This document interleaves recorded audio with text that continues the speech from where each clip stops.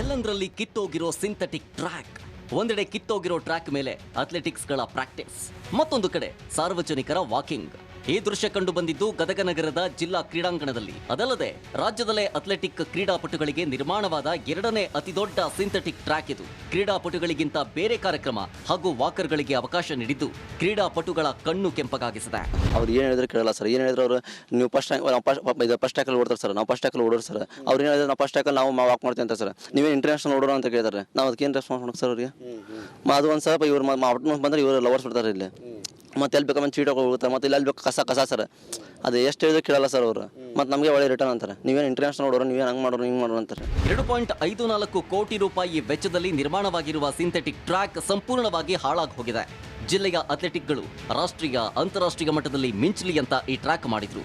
ಆದರೆ ಅಧಿಕಾರಿಗಳು ಸರ್ಕಾರಿ ಕಾರ್ಯಕ್ರಮಗಳನ್ನು ಆಯೋಜಿಸಿ ಸಿಂಥೆಟಿಕ್ ಟ್ರ್ಯಾಕ್ ಅನ್ನ ಹಾಳು ಮಾಡಿದ್ದಾರೆ. ಇತ್ತ ಪಾರ್ಕ್ ಬಿಟ್ಟು ಸಾರ್ವಜನಿಕರು ಸಿಂಥೆಟಿಕ್ ಟ್ರ್ಯಾಕ್ ಮೇಲೆ ವಾಕಿಂಗ್ ಮಾಡ್ತಿದ್ದಾರೆ. ಬೆಳಗ್ಗೆ ಸಂಜೆ ವಾಕಿಂಗ್ ಮಾಡೋದ್ರಿಂದ ಕ್ರೀಡಾಪಟುಗಳಿಗೆ ತೊಂದರೆ ಆಗ್ತಾ ಇದೆ. ಇತ್ತ ಸರ್ಕಾರಿ ಕಾರ್ಯಕ್ರಮ ಮಾಡಿ ಕ್ರೀಡಾಂಗಣವನ್ನೇ ಹಾಳು ಮಾಡಲಾಗ್ತಾ ಇದೆ. ಕ್ರೀಡಾಂಗಣ ಈಗ ಕ್ರೀಡಾಪಟುಗಳಿಗೆ ಮಾಡಿಸ್ದಂಗೆ ಆಗಿಲ್ರಿ ಇದು ಸಾರ್ವಜನಿಕ ಕ್ರೀಡಾಂಗಣ ಆದಂಗೆ ಆಗಿಬಿಟ್ಟೈತೆ ಇದು. ಈ ಸಿಂಥೆಟಿಕ್ ಮಾಡಿಸಿ ಉಪಯೋಗ ಇಲ್ಲ. ಸಿಂಥೆಟಿಕ್ ಮಾಡಿಸೋ ಬದಲಿ ಮೊದ್ಲಾಗ ಸಿಂಡರ್ ಇತ್ತಲ್ಲ, ಅದು ಚಲೋ ಇತ್ತು, ಅವಾಗಾದ್ರೂ ನಡೀತಿತ್ತು. ಈಗ ಮತ್ತೆ ಮೇಲಾಗಿ GCL ಅಂತ ನಡೆಸಿದ್ರು. ಇದ್ರೊಳಗೆ ಯಾರು ಕ್ರಿಕೆಟ್ ನಡೆಸ್ತಾರೆ, ಕ್ರಿಕೆಟ್ ನಡೆಸಿದ್ರು. ಮತ್ತು ಹೊಳ್ಳಿ ಇವು ಸ್ಲೀಪರ್ ಗೀಪರ್ ಅದು ಬಿಡು, ಇವು ವಾಕ್ ಮಾಡ್ರೋ. ಈ ಕ್ರೀಡಾಂಗಣ ಅನ್ನೋದು ಏನು ಕ್ರೀಡಾಪಟುಗಳಿಗೆ ಕ್ರೀಡಾಂಗಣ ಅಂದ್ರೆ ಈ ಕ್ರೀಡಾಪಟುಗಳಿಗೆ ಆಗಿಲ್ರಿ ಇದು.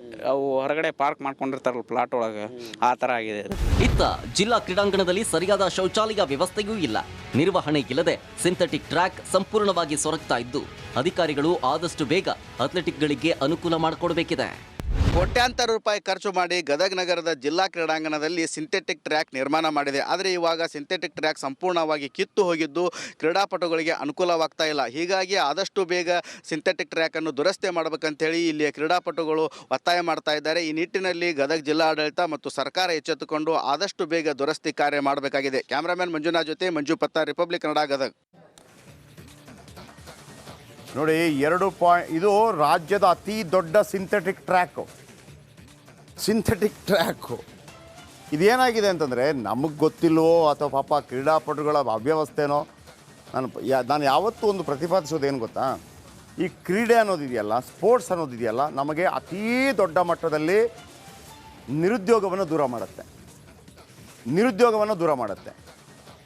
ಹೆಂಗೆ ನಿರುದ್ಯೋಗವನ್ನು ದೂರ ಮಾಡುತ್ತೆ ಅಂತಂದರೆ, ಒಬ್ಬ ಕ್ರೀಡಾಪಟು ಅಂತ ಇಟ್ಕೊಳ್ಳಿ, ಆತ ಡಿಗ್ರಿ ಮಾಡಲೇಬೇಕು ಅಂತೇನಿಲ್ಲ, ಆತ ಪೋಸ್ಟ್ ಗ್ರಾಜ್ಯುಯೇಷನ್ ಮಾಡಲೇಬೇಕು ಅಂತಿಲ್ಲ. ಅವನ ಸ್ಕಿಲ್ ಮೇಲೆ ಡಿಪೆಂಡ್ ಆಗುತ್ತೆ. ಆತನಿಗೆ ಓದಿಸೋದು, ನಾನು ಲೆಕ್ಕಾಚಾರ ಹಾಕೋ ಪ್ರಕಾರ ಆತನಿಗೆ ಓದಿಸೋದು ದುಡ್ಡು ಉಳಿಯುತ್ತೆ, ನಂಬರ್ 1. ಆಮೇಲೆ ಆತನಿಗೊಂದು ಜಾಬ್ ಹುಡುಕಬೇಕು ಅಂತಿರೋದಿಲ್ಲ. ಅರ್ಥ ಆಯ್ತಲ್ಲ ನಿಮಗೆ? ಅರ್ಧಕ್ಕರ್ಧ ನಮ್ಮ 140 ಕೋಟಿಯಲ್ಲಿ ವೃತ್ತಿ ಮಾಡುವಂಥ ಒಂದು 90 ಕೋಟಿ ಜನ ಇದ್ದರೆ, ಅಥವಾ 45-60 ಕೋಟಿ ಜನ ಇದ್ದರೆ, 60 ಕೋಟಿಗೂ ಅಥವಾ 70 ಕೋಟಿಗೂ ಕೆಲಸ ಹುಡ್ಕೊಡ್ಬೇಕು ಬದಲಾಗಿ ಕ್ರೀಡೆಯಲ್ಲಿ ಸಾಧನೆ ಮಾಡಿದರೆ ಅವರು ಅದರಲ್ಲಿ ಅದಕ್ಕಿಂತ ಹೆಚ್ಚಾಗಿ ದುಡ್ಡು ಮಾಡ್ಕೋತಾರೆ ಅಥವಾ ಸಂಪಾದನೆ ಮಾಡ್ಕೋತಾರೆ. ಇತ್ತೀಚೆಗೆ ನಾನೊಬ್ಬ ಕ್ರಿಕೆಟರ್ ಬಗ್ಗೆ ಓದ್ತಾ ಇದ್ದೆ. ಅವರು ಅಂತಾರಾಷ್ಟ್ರೀಯ ಮಟ್ಟದಲ್ಲಿ ಆಟವಾಡಿ ಕೋಟ್ಯಾಂತರ ರೂಪಾಯಿ ದುಡ್ಡು ಗಳಿಸ್ತಾ ಇದ್ದಾರೆ. ಆದರೆ ಅವ್ರ ತಾಯಿಗೆ ಒಂದೇ ಬೇಸರ, ಅವ್ರು ಯಾವುದೋ ಒಂದು ಎಕ್ಸಾಮ್ ಬರೆದಿಲ್ಲ ಅಂತ. ಅವ್ರು ಹೇಳ್ತಾ ಇದ್ರಂತ, ಅವ್ನು ಬಂದಾಗ, ನೀನು ಎಕ್ಸಾಮ್ ಬರಿ ಮಾರಾಯ, ಯಾವುದಾದ್ರೂ ಒಂದು ಕೆಲಸ ಸಿಗತ್ತೆ, ಎಕ್ಸಾಮ್ ಬರಿ. ಅವನು ಆ ಕ್ರೀಡಾಪಟು ಎಕ್ಸಾಮ್ ಬರೆದು 60 ವರ್ಷ ತನಕ ಕೆಲಸ ಮಾಡಿದರೂ ಕೂಡ ಆತ 4-5 ವರ್ಷಗಳಲ್ಲಿ ಸಂಪಾದನೆ ಮಾಡಿದಂಥ ದುಡ್ಡನ್ನು ಮಾಡೋಕ್ಕಾಗಿಲ್ಲ. ಬಟ್ ನಮ್ಮಲ್ಲಿ ಇಂಡಿಯಾದಲ್ಲಿ ಏನಾಗಿದೆ ಅಂತಂದರೆ, ತಾಯಂದ್ರು ಪಾಪ ಹಂಗಾಗ್ಬಿಟ್ಟಿದ್ದಾರೆ. ನಾನು ಯಾಕೆ ಹೇಳಿದೆ ಅಂತಂದರೆ, ತೆಂಡೂಲ್ಕರಪ್ಪ SLC, ಆಮೇಲೆ ವಿರಾಟ್ ಕೊಹ್ಲಿ 12th ಸ್ಟ್ಯಾಂಡರ್ಡು ಅಲ್ವಾ, ಅವರೀಗ ಯಾವುದಾದ್ರೂ ಜಾಬಿಂದ ಹೋಗ್ತಾ ಇದ್ದಾರಾ? ಇಲ್ಲ. ಜಾಬ್ ಮಾಡಿದವರೆಲ್ಲ ಅವರಿಂದ ಹೋಗ್ತಾ ಇದ್ದಾರೆ. ಆ್ಯಡ್ ಬೇಕು ನಿಮ್ಮದು ಮತ್ತೊಂದು ಅಂತೇಳಿ. ಸೊ ನಾನು ಹೇಳಿದ್ದು ನೋಡಿ, ಸಿಂಥೆಟಿಕ್ ಟ್ರ್ಯಾಕನ್ನು ಹಾಳು ಮಾಡಿದ್ದಾರೆ. ಆಮೇಲೆ ನೀವು ಜನಸಾಮಾನ್ಯರು ಕೂಡ ಒಳ್ಳೆ ನಡ್ಕೊಂಡು ಹೋಗಿ, ಅದು ಕೇವಲ ಸ್ಪೋರ್ಟ್ಸ್ಮನ್ಗಳಿಗಿರುವಂಥದ್ದು. ಆಮೇಲೆ ಅಲ್ಲಿ ಈ ಮಂದಿ ಮಾಗದರೆಲ್ಲ ಬಂದಾಗ ಸಾರ್ವಜನಿಕ ಕಾರ್ಯಕ್ರಮ, ಸರ್ಕಾರಿ ಕಾರ್ಯಕ್ರಮ, ಕ್ರಿಕೆಟ್ ಆಯೋಜನೆ, ಅದು ಸಿಂಥೆಟಿಕ್ ಟ್ರ್ಯಾಕ್. ಅದು ಇದನ್ನೆಲ್ಲ ನಿಲ್ಲಿಸುವಂಥ ಜವಾಬ್ದಾರಿ ಯಾರ್ದು? ನೋಡಿ, ಶರಣು ಗೋಗೇರಿ, ಕ್ರೀಡಾ ಇಲಾಖೆ ಸಹಾಯಕ ನಿರ್ದೇಶಕ ಶರಣು ಗೋಗೇರಿ ಅವರೇ, ನಿಮ್ಮ ಜವಾಬ್ದಾರಿ ಅಲ್ವಾ ಇದೆಲ್ಲ? ನಿಮ್ಮ ಜವಾಬ್ದಾರಿ ಅಲ್ವಾ? ಅಲ್ಲಿ ಹೆಂಗೆ ಬಿಡ್ತೀರಿ ನೀವು ಸರ್ಕಾರಿ ಕಾರ್ಯಕ್ರಮ ಮಾಡೋದಕ್ಕೆ? ಬಿಡಬೇಡಿ ಅದನ್ನು. ಯಾರಾದ್ರೆ ಏನಂತೆ ಮತ್ತೆ ನಿಮ್ಮ ಕೆಲಸ ಅಲ್ವಾ ಅದು? ಅಲ್ಲಿ ನೀವು ಸಿಂಥೆಟಿಕ್ ಟ್ರ್ಯಾಕಲ್ಲಿ ಹೊಂಡ ತೊಗೊಂಡ್ಬಿಟ್ರೆ ಅದನ್ನು ಹೊಂಡ ಮುಚ್ಚೋಕ್ಕೆ ಇನ್ನೊಬ್ಬ, ಅಲ್ಲಿ ಕ್ರಿಕೆಟ್ ಮ್ಯಾಚ್ ಹೆಂಗಾಗುತ್ತೆ ಅದು? ರಾಜ್ಯದ ಅತಿ ದೊಡ್ಡ 2.5 ಕೋಟಿ ಖರ್ಚು ಯಾಕೆ ಮಾಡಿದ್ದು ಮತ್ತೆ? ಶರಣು ಗೋಗೇರಿ ಅವರೇ ಒಂದು ನಿರ್ಧಾರ ಕೈಗೊಳ್ಳೋದಾದರೆ ಕೈಗೊಳ್ಳಿ, ಇಲ್ಲ ಅಂತಂದರೆ ಬಿಟ್ಬಿಡಿ. ಯಾಕೆ ಖರ್ಚು ಮಾಡಬೇಕಾಗಿತ್ತು ಸಿಂಥೆಟಿಕ್ ಟ್ರ್ಯಾಕ್ ಆಗಿ? ವೈಶಾಲಿ ಮೇಡಮ್, ಜಿಲ್ಲಾಧಿಕಾರಿಗಳು, ವೈಶಾಲಿ ಮೇಡಮ್ ನಿಮ್ಮ ಗಮನಕ್ಕೂ ತರ್ತಾ ಇದ್ದೀನಿ, ಇದನ್ನೊಂದು ಸೀರಿಯಸ್ ಆಗಿ ತಗೊಳ್ಳಿ ದಯವಿಟ್ಟು. ನಮ್ಮ ದೇಶದಲ್ಲಿ ಜನಸಂಖ್ಯೆ ಎಷ್ಟಿದೆ ಅಂತಂದರೆ ನಮ್ಮಲ್ಲಿ ಎಲ್ಲರೂ ಕೆಲಸ ಕೊಡಲಿಕ್ಕೆ ಸಾಧ್ಯ ಇಲ್ಲ. ಸ್ಪೋರ್ಟ್ಸ್ ಒಂದೇ ಕೆಲಸ ಇಲ್ಲದೆ ಬದುಕೋದಕ್ಕೆ ಅವಕಾಶ ಮಾಡಿಕೊಡುವಂಥದ್ದು. ಮೊದಲೆಲ್ಲ ವೆಯ್ಟ್ ಲಿಫ್ಟರ್ಗಳು, ಕಬಡ್ಡಿ ಪ್ಲೇಯರು, ಅಥ್ಲೆಟ್ಸು ಇವರೆಲ್ಲ ಯಾಕೆ ಓಡ್ತಾಯಿದ್ರು ಅಂತಂದರೆ ಪಾಪ ಒಂದು ಮೆಡಲ್ ಬಂದ ತಕ್ಷಣ ಯಾವುದು ಕೆನರಾ ಬ್ಯಾಂಕಲ್ಲೋ, ಕಾರ್ಪೊರೇಷನ್ ಬ್ಯಾಂಕಲ್ಲೋ, ಸಿಂಡಿಕೇಟ್ ಬ್ಯಾಂಕಲ್ಲೋ ಯಾವುದೊಂದು ಕೆಲಸ ಸಿಗ್ತಾಯಿತ್ತು. ಈಗ ಅದು ಬೇಕಾಗಿಲ್ಲ. ಈಗ ಅವರು ಎಷ್ಟು ದುಡಿಬೋದು ಅಂತಂದರೆ ಒಂದು ಹೊಸ ಬ್ಯಾಂಕ್ ಓಪನ್ ಮಾಡ್ಬೋದು. ಆ್ಯಂಡ್ ಎಚ್ ಕೆ ಪಾಟೀಲ್ ಉಸ್ತುವಾರಿ ಶಾಸಕರೇ, ನಿಮ್ಮ ಗಮನಕ್ಕೆ ಇದನ್ನು ತರ್ತಾ ಇದ್ದೀನಿ. ನಮ್ಮ ಪ್ರತಿನಿಧಿ ಇದ್ದಾರೆ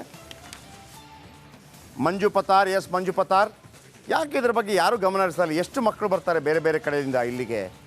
ಯಾಕೆ ಇದನ್ನು ಕಂಟ್ರೋಲ್ ಮಾಡೋಕ್ಕಾಗೋದಿಲ್ಲ? ಯಾಕೆ ಸರ್ಕಾರಿ ಕಾರ್ಯಕ್ರಮ ಇಲ್ಲಿ ಮಾಡಬೇಕು? ಬೇರೆ ಗ್ರೌಂಡ್ ಇಲ್ವಾ? ಯಾರಿದಕ್ಕೆ ಹೊಣೆ ಮಂಜು?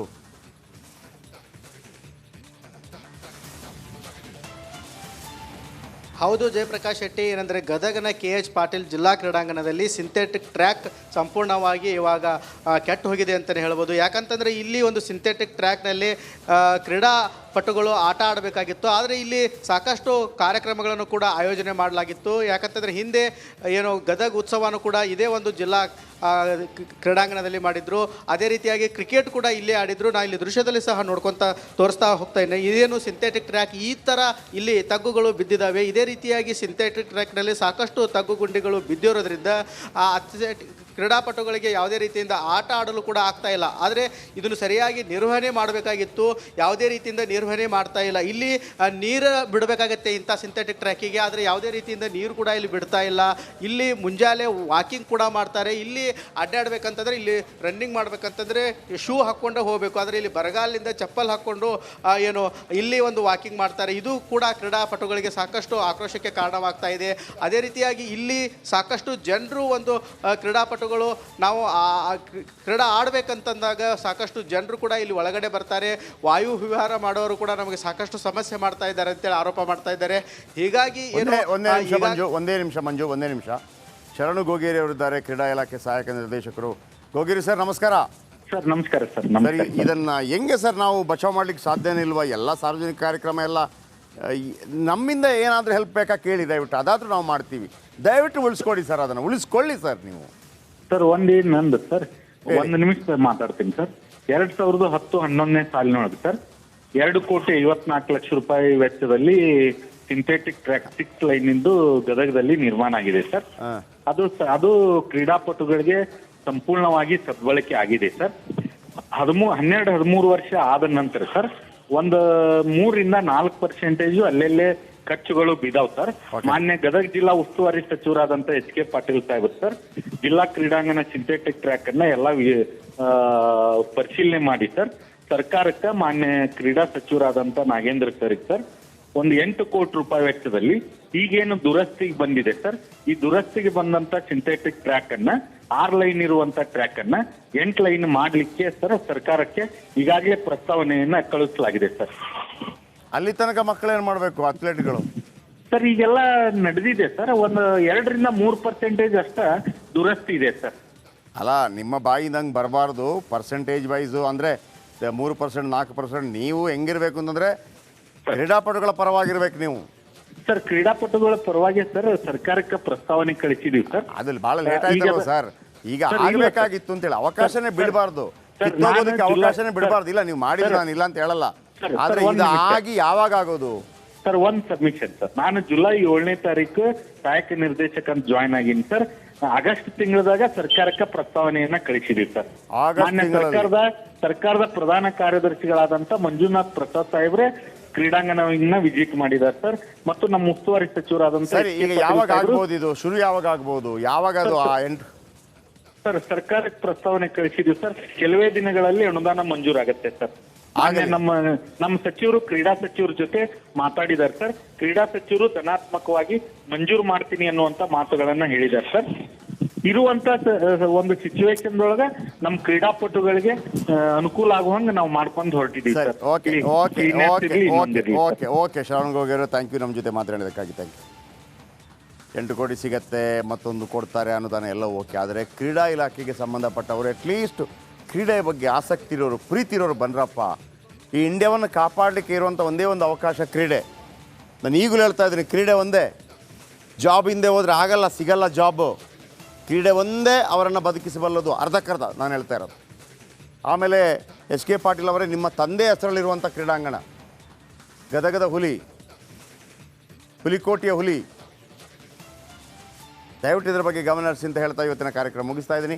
ನಾಳೆ ಇದೇ ಸಮಯಕ್ಕೆ ಮತ್ತೆ ಸಿಗೋಣ. ಜೈ ಹಿಂದ್, ಜೈ ಕರ್ನಾಟಕ, ರಿಪಬ್ಲಿಕ್ ಕನ್ನಡ, ಇದು ನಿಮ್ಮ ಧ್ವನಿ.